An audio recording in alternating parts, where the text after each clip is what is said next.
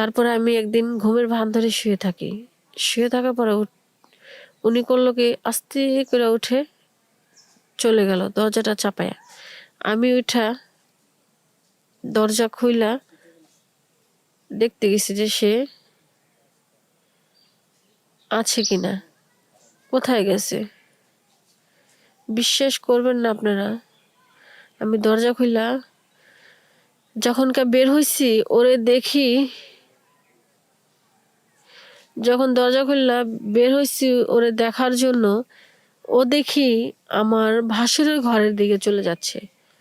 আসসালামু আলাইকুম, সবাই কেমন আছেন? আশা করি সবাই ভালো আছেন, আমিও ভালো আছি। আমি আসছি নতুন একটা গল্প নিয়ে বা জীবন কাহিনী নিয়ে। আমাদের জীবনটাই হচ্ছে কাহিনী, কারণ আমরা প্রতিনিয়ত চলাফেরা যেটাই করি সবই কাহিনী। কাহিনী ছাড়া কোনো কথাই নেই, কারণ আল্লাহ তাআলা আমাদের সৃষ্টি করেছেন কাহিনী দিয়েই। জীবন মানেই কাহিনী, কাহিনী মানেই জীবন। যাই হোক, এত কথা বলার দরকার নেই, যেটা মূল কথা সেটাই বলি।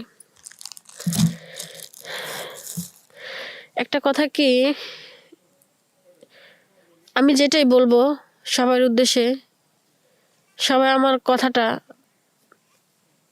টানবেন না, মন দিয়ে সুস্থ মতো বসে ধীরে ঠান্ডায় ধৈর্য ধরে আমার গল্পটা দেখবেন, সবাই শুনবেন। কারণ যে কোনো জিনিসেই আমরা যদি টাইনা দেখি, মাঝখানেতে দেখি, ওটার মজা পাওয়া যায় না, বা বুঝি না ওটার মধ্যে কী রহস্য আছে, ওটার মধ্যে কী মজা আছে, এটা কিন্তু বোঝা যায় না। যদি আমরা পুরাটা দেখি না টাইনা, তাহলে কিন্তু ওটার ভিতরে মজাটা বোঝা যায়, ওটার মধ্যে কী একটা মজা আছে সেটা আমরা বুঝবো। যখন আমরা টানি তখন কিন্তু এটার মজাটা বোঝা যায় না। তো সেক্ষেত্রেই একটা কথাই বলবো আমি সবার উদ্দেশ্যে, আমি যদি কিছু ভুল কথা বলে থাকি আমাকে সবাই ক্ষমা করবেন। আমি আগেই সবার কাছে মাপ চেয়ে নিচ্ছি, কারণ মাপ সবার কাছে চাওয়া যায়, সে ছোট হোক বড় হোক, এটা বড় কোনো কথা না। আর দেশের বাহিরে যারা আছেন সবাই আমার দেখতেছেন বা দেখবেন, কেউ আমাকে কোনো বাজে কমেন্ট করবেন না, কেউ আমাকে কোনো বাজে বকাও দিবেন না, কারণ এটা একটা মানুষের জীবনে ঘটছে দেখে আমি আজকে আপনাদের মাঝে তুলে ধরছি। আচ্ছা যাই হোক, এত কথা বলার দরকার নেই, মূল কথায় আসি। আমার নাম হচ্ছে ঈশিতা, আমার বাড়ি হচ্ছে টাঙ্গাইল। আমি এক মার এক ঝি, আমার কোনো ভাই বোন নেই। খুব আদরে আমার মা বাবা আমাকে বড় করেছে। যখন স্কুল লাইফে পড়ছি, মানে আমার মা বাবা মনে হয় কি যে আমি এক দ্বন্দ্ব চোখের আড়াল হলে তাদের অনেক কষ্ট হয়, কখনো আমাকে চোখের আড়াল হতে দিত না, এতটাই ভালোবাসতো আমাকে। যেটা বলতেছি এখন, আমি খুব আদরের একটি মেয়ে। আমি বাবা মার এত প্রচন্ড পরিমাণের আদর করতো আমার বাবা মা, মানে উনিরা আমাকে দেখলে হিংসে করতো, এত হিংসে করতো যা বলার বাহিরে। তারপর বাবা মা আমার বিয়ে ঠিক করে, আর আমি সবসময় খুব নীরব টাইপের থাকতাম, কারোর সাথে মিশতাম না, কথা বলতাম না, সবসময় ঘরে থাকতাম। স্কুলে গেলে স্কুলে, বাসা থেকে চলে বাসায়, মানে কারোর সাথে স্কুলে গেলে সহজে কারোর সাথে মিশতাম না। আমার তেমন বন্ধু বান্ধব ছিল না। আমি 5 ওয়াক্ত নামাজ পড়তাম, ঘরে থাকতাম, পর্দা করতাম, এই আর কি, সব মিলিয়ে ঝিলিয়ে। তো সেক্ষেত্রে অনেকটাই ভালো ছিলাম। আপনাদের কি বলবো, আমি এতটা ভালো ছিলাম যা বলার বাহিরে। এখন আমার বাবা মা এমন একটা ছেলে দেখে আমাকে বিয়ে দিছে, দেখতে খুব সুন্দর, হ্যান্ডসাম, ফ্যামিলি ভালো, ওরা সবাই ভালো। আমার বাবা মা ওরে এক দেখায় ওর ফ্যামিলিকে পছন্দ করে ফেলছে, ওরাও আমাকে এক দেখায় খুব পছন্দ করেছে। ওর ফ্যামিলি আমাকে প্রচণ্ড পছন্দ করেছে, এত পছন্দ করেছে বলার বাহিরে। আমাকেই নিবে, আমাকে ছাড়া অন্য কোনো মেয়ে নিবেই না। ডাইরেক্টলি এক কথা। আমি বলছি আচ্ছা ঠিক আছে, আমার বাবা মা আমাকে জিজ্ঞেস করছেন আচ্ছা ঠিক আছে তোমরা এখন যেখানে আমাকে ই করবে আমি সেখানেই রাজি হবো, তোমাদের উপরে আমি কোনো কথা বলবো না। বলছে আচ্ছা ঠিক আছে। অনেক কিছু কইরা, অনেকই কইরা আমার বাবা মা আমাকে বিয়ে দেয়, অনেক টাকা পয়সা খরচ করে। কিন্তু যত টাকা পয়সা খরচ করুক, সুখ যদি কপালে না থাকে কোনো কিছুই ভালো হয় না, কথাই আছে। সেই ক্ষেত্রে ওরা আমাকে অনেক ভালোবাসছে, অনেক ভালোবাসা দিছে। আমি ওই বাড়িতে গেছি, 2-1 দিন খুব ভালোই ছিলাম।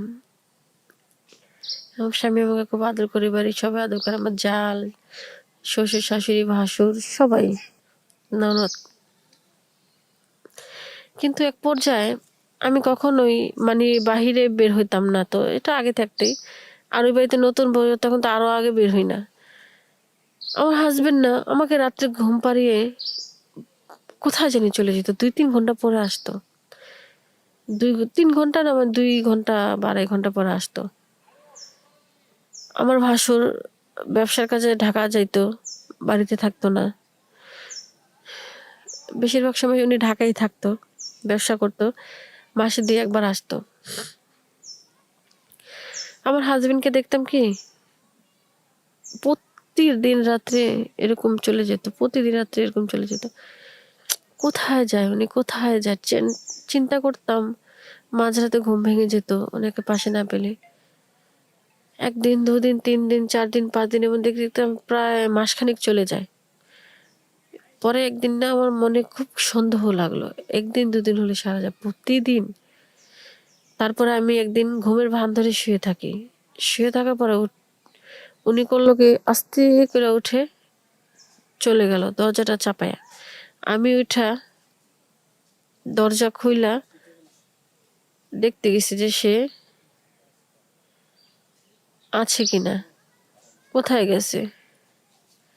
বিশ্বাস করবেন না আপনারা, আমি দরজা খুইলা যখনকার বের হইছি ওরে দেখি, যখন দরজা খুললা বের হইছি ওরে দেখার জন্য, ও দেখি আমার ভাসুরের ঘরের দিকে চলে যাচ্ছে। আমার ভাসুরের ঘরের দিকে যখন যাচ্ছে আমার ভিতরে না কেমন জানি করে উঠলো। মানে আমি মাটিতে আছি না কোথায় আছি আমি নিজেও বলতে পারি না। মাটির উপরে মনে আমার পাও দুটো নেই, এমন মনে হচ্ছে। আমার মাটির নিচে, পায়ের নিচের মাটিগুলো সরে যাচ্ছে, আমার কাছে এমন মনে হইতেছে। বিশ্বাস করবেন না আপনারা, মানে বলার বাহিরে। তারপরে আমি আস্তে আস্তে দেখি কি ও ওই রুমে গিয়ে দরজা লাগাইয়া ফেললো। আমি আস্তে আস্তে বের হয়ে ওই উঠানের উপর দিয়ে ওই রুমের সামনে যাই। দেশ গ্রামের ঘর, টিনের বেড়া, ঘরের ভিতরে কোনো শব্দ হলে কেউ কথা বলে বাইরে থেকে শোনা যায়। আমি কান পেতে জানালার সামনে দাঁড়িয়ে শুনলাম আমার হাজবেন্ড আর আমার যা, কি বলবো আমি, বুঝতে তো পারতেছেন আপনারা। আমি মানে কি বলবো, আমি যদি তখন পারতাম, আমি মানে আল্লাহর কাছে আকাশের দিকে তাকে আল্লাহকে বলতেছি, আল্লাহ তুমি মাটি ফাঁক করো, আমি মাটির নিচে চলে যাই, নাহলে আল্লাহ তুমি আমাকে পৃথিবী থেকে উঠায় নাও। এমন পরিস্থিতি, তুমি আমাকে দেখার আগে আমার মরণ দিলে না কেন। কিছু বলি না, ওইখান থেকে আমি চলে আসছি, ঘরে এসে শুয়ে পড়ছি। ঠিক প্রায় ঘন্টা দুয়েকের পরে আমার হাজবেন্ড আসছে, আইসা সে আমার পাশে শুয়ে পড়ছে। সে আমার শরীরে যখন হাত দিছে, বিশ্বাস করবেন আমার মনে হয় কি যে মনে হয় এই জায়গাটা মনে হয় আমার নাপাক হয়ে গেছে, এত খারাপ লাগছে। পরে অনেক কষ্ট লাগছে। তারপরে আমি বলছি মনে মনে যে আজকে কিছু বলবো না, আর 2টা দিন দেখি। পরে এমন করে আরো 2 দিন 3 দিন দেখছি, দেখার পরে একদিন সরাসরি যে আমি ধরছি, ধরার পরে মানে দরজা টোকা দিছি, দুজন তো হতভাগ্য। আমার হাজবেন্ড এই খাটের তলে পলায়, আমার যা এসে দরজা খুলছে। পরে আমি বললাম, আমার এই জাল বলতেছে যে কি হয়েছে। বললাম, ভাবি তুমি আমার সাথে মিথ্যা কথা বলবা না। কি হয়েছে বল, এত রাত্রে তুই ঘুমাস নি এখনো, কেন আসছস? পরে আমি বললাম, ভাবি তোমার দেবর কোথায়? বলতেছে, দেবর কোথায় মানে? এত রাতে কি দেবর আমার কাছে নাকি? তোর জামাইলে তুই শুয়ে থাকস নাই, তুই জানোস না কোথায়? এক কথা দুই কথা পরে আমি খাটের তল থেকে ওরে বের করি। সেখানে আর কি বলার আছে? যাই হোক, তখন সেখান থেকে আমি চলে যাচ্ছি, ওদের রেখে আমি চলে আসছি ঘরে। সকাল হতেই না হতেই আমি আমার বাবার বাড়ি চলে আসি। এটা নিয়ে অনেক কিছু হয়, বিচার আচার হয়, পরে ওর সাথে আমার ডিভোর্স হয়ে যায়। তো একটা কথা কি, প্রত্যেকটা বাবা মাকে বলি, যখন মেয়ে বিয়ে দিবেন তখন যাচাই বাছাই করে বিয়ে দিবেন। কারণ একটা মেয়ের জীবনে যদি একবার বিয়ে হয়ে যায়, তার লাইফটাই পুরো শেষ হয়ে যায়। যদি সেই বিয়েটা ভালো না হয়, আর যদি ভালো হয়, সংসার সুখের হয়, তাহলে তার মতো তো সুখী কেউই নেই। আর যার কপাল একবার পড়ে যায়, তার মতো পোড়া কপাল আর এই পৃথিবীতে নেই। তো সেই ক্ষেত্রে আমি বলি, আপনারা মেয়েকে বিয়ে দিতে হলে ভালো দেখে শুনে, ছেলে কেমন ভালো মন্দ যাচাই বাছাই করে, ফ্যামিলি কেমন যাচাই বাছাই করে তারপরে বিয়ে দিবেন। আর কিছু আমার এখানে বলার নেই। সবাই ভালো থাকবেন, সুস্থ থাকবেন। আর আমার গল্পটা সবাই টেনে দেখবেন না, সুন্দর মতো দেখবেন।